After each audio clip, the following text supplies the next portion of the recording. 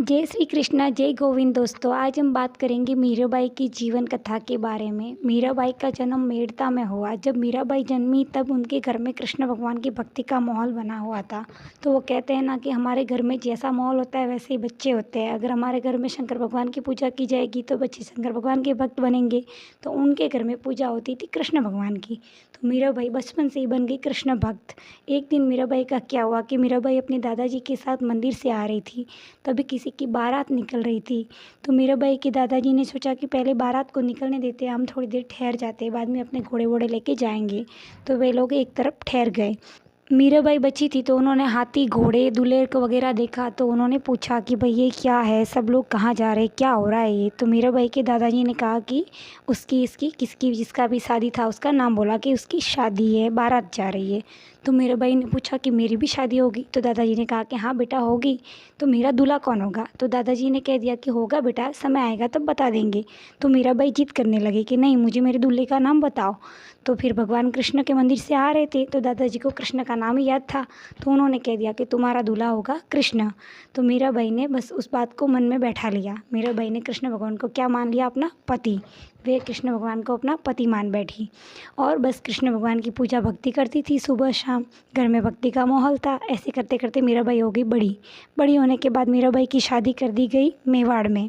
मीराबाई का विवाह हुआ भोजराज जी के साथ और वे शादी करके आ गई मेवाड़। मेवाड़ आने के बाद मीराबाई ने देखा तो वहाँ पे तो सब एकलिंग जी के भगत थे। तब मीराबाई बोली कि मैं तो कृष्ण भगवान की भक्त हूँ, मुझे कृष्ण भगवान की पूजा करनी है। अब मनुष्य जन्म लिया है तो शादी ब्याह करना है, लेकिन मुझे शादी ब्याह की बातों में कोई ज़्यादा दिलचस्पी नहीं है। तभी भोजराज जी ने कहा कि आप भक्ति करो, आपको वैसे भी दुनियादारी में पड़ने की ज़रूरत नहीं है। तो मीराबाई अपनी भक्ति में लीन रहने लगे। भोजराज जी को उनके कई दोस्तों ने कहा कि मीरा तो कृष्ण भगवान से प्रेम करती है, कृष्ण की भक्ति करती है, तुम्हें तो वक्त नहीं देती। लेकिन भोजराज जी ने कहा कि मीरा भक्ति करती है, कृष्ण से प्रेम करती है, किसी ऐरे गहरे से नहीं करती। तो मेरी तो प्रथा सीधा कृष्ण भगवान के साथ है। उल्टा मैं तो खुश हूँ कि मेरी पत्नी कृष्ण भक्त है। और भोजराज जी का बहुत ही छोटी उम्र में हो गया निधन। भोजराज जी के निधन के बाद राणा सांगा को मीराबाई की भक्ति से कभी आपत्ति नहीं हुई। जब मीराबाई के सती होने की बात आई तब भी राणा सांगा ने कहा कि मीराबाई तो पूजा पाठ करती है, भक्ति करती है, उनका सतीत्व से क्या लेना देना। तो राणा सांगा ने कहा कि मीराबाई को सती होने की ज़रूरत नहीं है, अब तो अपने भगवान की पूजा करो, अर्चना करो और भक्ति करो। कुछ समय के बाद जब राणा सांगा का देहांत हो गया तो उसके बाद में राजा बने रतन सिंह। रतन सिंह ने भी मीराबाई की भक्ति और पूजा पर कभी कोई सवाल नहीं उठाया। उन्होंने भी मीराबाई को भक्ति करने दी। उसके बाद में जब रतन सिंह मर गए तो उनके बाद में राजा बने विक्रमादित्य। विक्रमादित्य के राजा बनने के बाद मीराबाई की भक्ति पर लगने लगी रोक। उन दिनों मेवाड़ में एक संत आए हुए थे, रैदास। तो मीराबाई रैदास जी का सत्संग सुनने जाती, पूजा भक्ति करती। तब विक्रमादित्य ने कहा कि आप घर से बाहर नहीं जाएंगी क्योंकि आप एक विधवा औरत हैं और रैदास जी एक दरिद्र जाति के लोग हैं, तो आप उन्हें अपना गुरु नहीं बनाएंगी और आप भक्ति नहीं करेंगी। तभी मीराबाई ने कहा कि आपको जो करना है वो करिए, मैं तो अपनी भक्ति ऐसे ही चालू रखूँगी। रैदास जी मेरे गुरु हैं, मुझे उनमें कोई बुरी बात नज़र नहीं आती, वे ज्ञान देते हैं, हर व्यक्ति ज्ञान देने वाला गुरु होता है, तो मैं तो उनका सत्संग सुनने जाऊँगी। तभी मीराबाई ने कहा कि वे तो भक्ति पूजा करेंगी, आपको जो करना है वो कर लो। तभी कहानी यहाँ प्रचलित है कि मीराबाई को जहर देने की कोशिश की गई, नाक से डंक मरवाने की कोशिश की गई। कई घटनाओं के बाद जब मीराबाई की वहाँ नहीं बनी तो मीराबाई चली गई अपने पियर मेड़ता। मेड़ता जाने के बाद मीराबाई ने अपने भतीजे जयमल से कहा कि मैं कृष्ण भगवान की तीर्थ यात्रा करना चाहती हूँ। तभी जयमल ने मीराबाई को पूरी सेना और कई टुकड़ियों के साथ में तीर्थ यात्रा पर भेज दिया।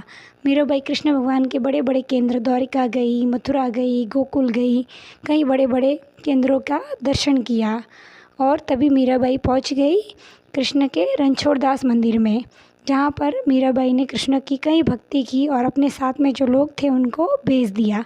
कहा कि आप लोग चले जाओ वापस मेड़ता, मैं यहीं पे रहूँगी, यहीं पे पूजा करूँगी, अब मेरा अंत समय निकट है, मैं भगवान कृष्ण के यहीं रहना चाहती हूँ। तो सारे वहाँ से वापस आ गए और मीराबाई वहीं पे रह गई। कुछ समय के बाद मेड़ता में जब अकाल पड़ा तभी कई यज्ञ हवन कराने के बाद जब जयमल को पंडितों ने कहा कि जहाँ पर मीरा नहीं है वहाँ पर बरसात कैसे होगी, अब मीरा को ले आइए, बरसात अपने आप हो जाएगी। तभी जयमल ने कई पंडितों को मीराबाई को लेने के लिए भेजा। जब पंडित वहाँ पे पहुँचे और मीराबाई से कहा कि आप वापस चलो, तो मीराबाई ने कहा कि नहीं, मैं तो यहीं पे रहूँगी और भक्ति करूँगी, मैं वापस नहीं आऊँगी।